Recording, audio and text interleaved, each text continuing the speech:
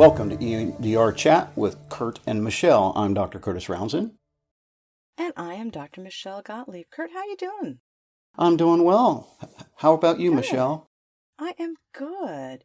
So, Curt, people often will ask us whether, how we can use EMDR therapy for complex PTSD. Very good question. Perhaps we ought Yeah. to talk a little bit about complex PTSD. Like You actually know, define what it is? Yeah, one of the things that happened was in 1980, PTSD was put in the DSM. You've heard me say that many, many times. But after it was put in the DSM, some other researchers and therapists, I think Judy Herman was one of the first, trauma and recovery, felt that PTSD label diagnosis wasn't sufficient for some of the patients she was dealing with. That what she was looking at was more developmental trauma. Mm-hmm.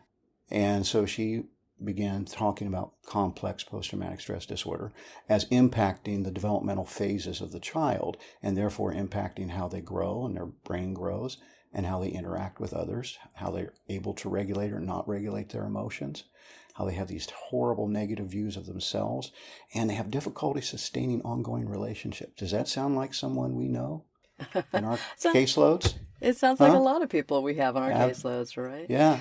And, as you're saying that, a piece I want to throw in too is, and I might be jumping ahead a little bit, but we talk about traumatic memory that was not stored in an adaptive manner gets stored in the age that it happened in and the way we could deal with it that it happened in. And when we think about complex PTSD, isn't that exactly what we're talking about? It's like all of those bubbles of trauma that got stuck, got frozen in space and time, that then walk into our office.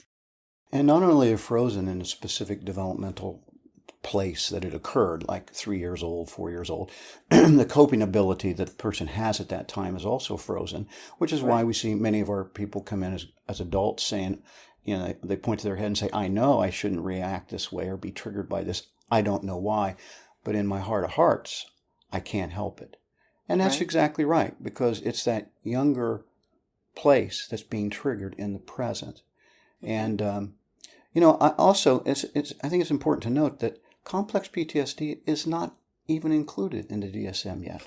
Which is ridiculous, but go ahead. Yeah. Say why. Bessel van der Kolk in his book talks about trying to get developmental trauma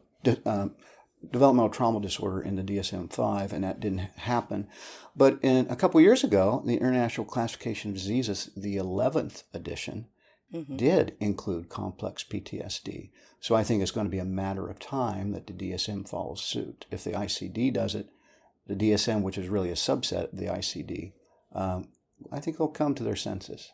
Yeah, I hope so, because it is absurd when I have someone walk through my office and I want to give them a diagnosis and they don't fit criteria for PTSD because PTSD is just one incident. But really it's complex PTSD. So, yeah. All right. So, okay, now we understand what complex PTSD is just a little bit more. How can we use EMDR therapy with these folks? Well, as you often hear us say in our trainings, Michelle, EMDR therapy is always useful and can be utilized. It's a matter of when and how. Mm-hmm. And because of the developmental traumas that have happened with these individuals, let's just talk about the 8 phases for a minute of EMDR therapy. Mm-hmm. And how someone with complex PTSD, we may have to kind of alter or add to phases based upon their emotional regulation or dysregulation when they come in. Mm-hmm. And first of all, as you know, in history taking history, even the smallest details can be extremely triggering for these clients. And so our history may be very slow, very methodical. It may take longer. One of the good things about EMDR is we don't need details, which is very helpful. Mm-hmm. And sometimes, as you say in the trainings, that we may have to move to preparation phase first, like helping them regulate emotion, teaching them containers, breathing exercises, the grounding exercises, all those things in before we get into the history taking. And I think that's a real important thing. When we teach EMDR therapy, especially in part 1, we teach it as if you do phase 1 history taking, then you do phase 2 preparation. But with this population, we're not going to do that. They come into our office, we say, "Hey, how are you?" And they burst into tears and they're out of the window of tolerance. I can't then say, "So tell me about what it was like for you growing up in your household," right? They can't do that. So to start with phase 2 preparation, and whether it's safe, calm place, or a container, or a grounding exercise, or the 8 million things that everyone listening knows to do to help people get back within their window of tolerance, we do that first. Yes. And then we're going to return to history taking bit by bit. And you're not going to get their entire history in one session or even several sessions. It's going to be over months. And it's going to come out in drips and drabs. And that's the only way they can do it. And that's okay. And, a lot of secrets, the secret abuses, the things are the most shameful, they're often revealed hierarchically. That is, often the last kinds of things that come out are the worst kinds of things. And so that takes time. The other thing I just want to add is the therapeutic relationship is so utterly important with these individuals because they've been betrayed by almost everyone in their life. Right. And sometimes by other therapists, by the therapist being harsh or actually re-traumatizing them by their failure to repair after a rupture has occurred in the therapeutic relationship. Because, as you know, therapeutic relationships is full of ruptures and repairs. The difference is the therapist seeks to repair it. And often people in their lives before did not.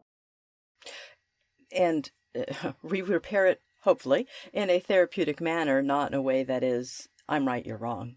Yeah, not shame-based, not guilt-based, not defensive, hearing them because they've not been heard before. And honoring them. Absolutely. And again, thinking about that hierarchical, that's hard to say, release of information, if you will. That's also when you think about treatment planning with this population. Oh, good. Yes. Right? Often we don't want to start with the worst thing first. It's going to blow them out of their window, right? So let's do a more recent and easier little tiny treatment plan before we get into the sexual abuse, right? Okay, I'll give you that. I'll give you that one. For all of you that don't know, Michelle and I will have this ongoing argument where to start. Start with the first touchstone or the worst, and there's an ongoing fun we have with each other. Right. But in this case, I agree with you. We have to start with something a little less traumatic. And a lot of times, as I said, these information or these events aren't even revealed until after several sessions or months of therapy has gone on, because they're very deeply buried and carry the great shame that child, developmental place, has concealed. So you may be thinking you're dealing with just relationship issues. I've gotten another fight with my boyfriend, and that's just the treatment plan that you're working on. And as you finish that one, then something else is going to be unveiled, and then something else is going to be unveiled, and you just keep peeling the layers of the onion back. That's right. And honor the speed with which the patient's brain releases the information. We don't rush it. Right. Okay. And so then when we do our preparation, phase 2, and I think we've covered that. But let's talk about the assessment phase, activation phase, phase 3. And I think to really remember, what is the purpose of phase 3 activation, right? Right. That's right. The purpose is to activate. Light up that memory network, which is a traumatically stored memory. It's we sensitize, which is phase 3, before we desensitize, which is phase 4. And so one of the things we need to be very conscientious of is that the very act of breaking down the components of the memory, which is the assessment phase, into the images, cognitions, emotions, sensation, the TICs. The very act of breaking it down can be very triggering, which is one of the reasons EMDR is so powerful, because, once again, I'll say, we don't need the details. We just need the headlines and the bullet points. We don't need to know it. And I want to jump in and say something now because, something we often hear from our participants and our consultees is they're afraid that they are dysregulating their clients, that this is more than their clients can handle. And one of the things that we stress is that our clients are so much stronger than we as clinicians often give them credit for. So going back to phase 2 for just a minute, remember that stop signal, that they have to be able to use their stop signal. We may need to make sure that they use that a few times in session, not in reprocessing, just a talk session, so that you, the clinician, and the client knows that they will use it and that stop signal will be respected if it gets thrown up there. Because many of our patients, they've never been allowed to say stop. Right? Or it's been run over and no one has honored the stop. And right? That's what we do. Correct. Yeah. And so now when I get into phase 3 with my complex PTSD folks, that what will, again, the purpose, as you said, is to sensitize. So if I just say, remember that memory from when you were 5 years old and the first time your dad came in the bedroom, and they say yes and they start crying hysterically, one, they still may be within their window of tolerance. And so I honor that. The second thing is they may not be able to do the rest of those 7 questions that we do during phase 3 assessment activation. Yet, right? And so I may go right into BLS because they can't speak. Right. They're activated. Right? Which is the purpose. We've been there, done that. So go move. Right? And what we don't want to do is be so, once they've been activated, we don't want to be so married to the protocol that we interrupt their processing. Mm-hmm. That the rest of those 7 magical questions will come up and they will come out. And that's upon us to write them down and have them there. But it will happen, but we don't want to disrupt their process and honor the stop signal. Mm-hmm. Yeah. Then we move into phase 4. Like you said, we're already into desensitizing them. Right. And this is another example of getting out of that black and white thinking of first you do phase 1, then you do phase 2, then you do phase 3. EMDR therapy is a very client-centered therapy. You mean get out of the way that we teach them in part 1? Well, yeah, we got to start somewhere. Got to learn how to ride the bike. That's right. Right. And to truly understand what you're doing, and that will allow you to go with the art of EMDR therapy and not just the structure that gets taught during part 1. Yeah. But you brought up a very important point, Michelle, about the desensitization phase, that these clients may be prone to abreactions, strong emotions, and we aren't causing it, we're releasing it. Yeah. And we keep them in the here and now by increasing our verbal support, saying those things like it's old stuff, let it go by, like scenes from the train, etc. My voice keeps them in the here and now where they're going on into the there and then. Mm-hmm. And the sets may be longer. We may have to alter the modalities in the sessions in order to accommodate their needs. If they're crying and they can't follow my fingertips, I'm going to say, I'm moving to tapping now. And I'll tap and let them cry and move through it. And I'll even say, you have your stop signal if you need to stop. Let it go by. And there's a difference between how you say it, isn't there? You have the stop signal if you need it. It's waves. It's a wave cresting going on and out. I suppose you've got your stop signal. You can use it if you want to, right? Yeah, please use it. Please use it. I'm scared. The therapist is scared. Mm-hmm. So please make sure we take care of ourselves and our stuff doesn't interfere with their work. Yeah. And a lot of times in the beginning with complex cases, you may not get the clear 0-7 clear body scan in the beginning because there's just so many. Remember we talk about the hand down with the target memory being up on the top of the hand and then fingers being channels of association. Mm-hmm. And, I like to picture that with complex cases. It's just not one finger, but it's like 3-dimensional.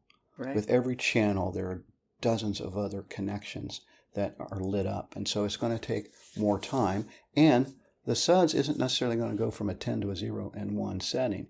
It may go from a 10 to a 9, from a 9 to 7.5 over a series of weeks and months. And the same target. Right. And that, again, that first target, we can be in weeks and weeks and months, But what's really lovely, among other things, is by the time we get to the end, we can flip through targets really fast. That's right. Because we've done so much work. I've done 3 targets in 1 hour at the end. Right? Yeah. Because they're geared and their brain is poised to heal. And they've done so much healing already. Yeah. And so I often tell them that very first session, not even the first target, the first session of the first target is often the hardest. Yeah. But it gets better. That's right. And which is why being sensitive to when we see them, what they have for the rest of the day. If they, some people like to, some people like come in the morning, then they go to work. Some people can't do that. They have to get at the very end when their work day's over, or before they pick up their kids, etc. So it's being sensitive to each individual's particulars. And one thing we haven't talked about this time yet, although we have other podcasts that we have, so I think we can just touch on it, is checking for their level of dissociation. Oh, yes. We know they dissociate. I mean, that's a given. But how much do they dissociate? How are they at least 51% in the room with you now? And then, again, when we get to phase 7 closure, are they tied up tight enough, present enough in their bodies to leave the room? And if, this group of individuals often have more severe dissociation, and many will, not many, but a percentage will have dissociative disorders, which we have to be sensitive towards. And that sort of thing. And then once we're done with the desensitizing, we go into just like we do, the installation phase. And what have you found about these group of patients in the installation phase? Well, that PC, that positive cognition, often needs to be changed into, instead of an absolute statement of I am good, it's more of I am approaching being good. I may one day be good, especially early on in the treatment. Yeah, very good. And, and then once that's, we say installed or developed, it's strengthened, we go into the body scan. And with complex PTSD, there's a lot of body stuff because there's a lot of often preverbal memories and sensory motor language of the body that aren't words for, but they feel it. And so the body scan may take a good period of time before it cleans out. And actually, before we go to that any further, let me just say one thing too. The clinical choice point that you may have made, especially early in treatment, may have been, rather than standard protocol, that you might do EMD, especially for that first target, and you're just kind of seeing how they're handling it, right? Right. And of course, if you did EMD, those are shorter sets, and there is no body scan. That's right. Yeah. So remember that, and that is often a good first adaptation we might use. We might not. Don't assume they need it, but it might be something that you use. But in our not non-complex PTSD clients, we may be able to get through. By the time we get to phase 6 body scan, it may take us 5 minutes because we've done so much work.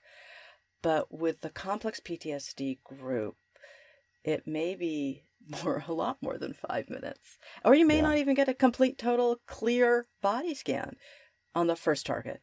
You might on the 4th target. Yeah, it depends on how many are entangled in those memory networks. Hey, Curt, I have a question for you, though, and I know that people have asked us this. How do you know, because you just said you may not get to 0-7 clear. How do you know, as the clinician, when this is as low as the SUDS can go right now, this is as high as the VOC can go right now, this is as clear as the body can get right now? How do you make that determination? Well, sometimes it's based upon time left, how much time I have left. But I really discern it more on the phase that you love the best, phase 8. In the reevaluation phase, we go back over it, and I like to see if there's been more movement since the last session, because the brain will do what it's built to do outside of session. And if there's been more movement, then I'm going to pick up where I left off and see if I can bring those down even farther after reeval.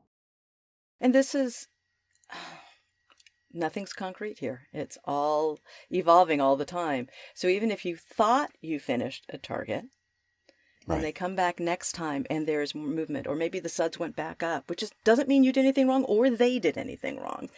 go back in, do it again, go back to phase 4 again, start all over. It's all good.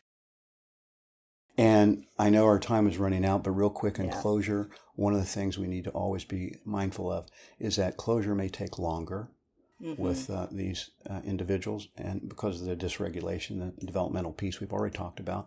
And it's a patient-by-patient judgment call, a choice point you have to make. Sometimes, even with complex cases, I can close them up in 5 minutes, and they're tight and they're good. Others, I may have to save 20 minutes or so at the end of a session to close them up. It all depends. And don't think that this particular client, I need 20 minutes for every single time. Right. That's right. Because it changes. Absolutely. And we are about out of time. And obviously, this complex population is a complex topic to talk about. But I hope that all the things that we talked about today gives you some ideas. I hope you take some advanced trainings, whether with us, with other people, that allows you to grow your knowledge base so that we can help all of these folks truly, truly heal. Thank you all for listening. Until next time, go with that.